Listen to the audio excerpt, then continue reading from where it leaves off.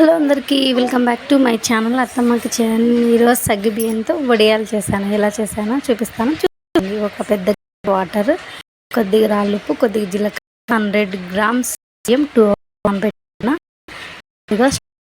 ఒక బౌల్లో పెద్ద గ్లాస్ వాటర్ అన్ని వేసుకొని కొద్దిగా జీలకర్ర, కొద్దిగా రాళ్ళుప్పు వేసుకోవాలి. ఇవి మరుగుతుండగా సబ్బియ్యం చేతితో బాగా మిదుపుకోవాలి. మిదుపుకున్న తర్వాత ఇలా వచ్చేస్తాయి. ఇది దీంట్లోకి యాడ్ చేసుకోవాలి.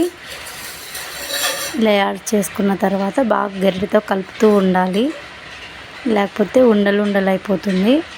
ఎక్కువ మంట కూడా పెట్టుకోకూడదు, గట్టిగా అయిపోతుంది.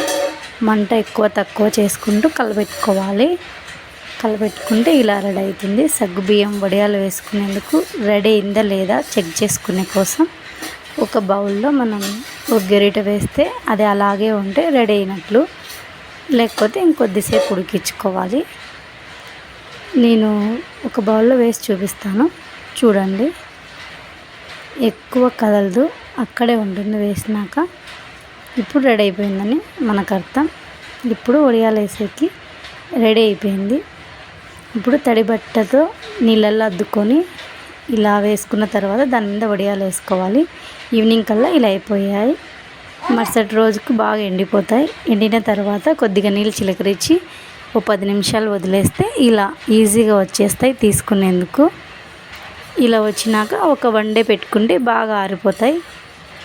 బాగా ఆరిపోతే మనకి సగ్గుబియ్యం వడియాలు రెడీ అయిపోతాయి. అంతే, ఎంతో ఈజీగా, టేస్టీగా, క్రిస్పీగా ఉంటాయి ఈ సగ్గుబియ్యం వడియాలు. చాలా బాగుంటాయి. మా వీడియో నచ్చితే లైక్, షేర్, సబ్స్క్రైబ్ ఫ్రెండ్స్.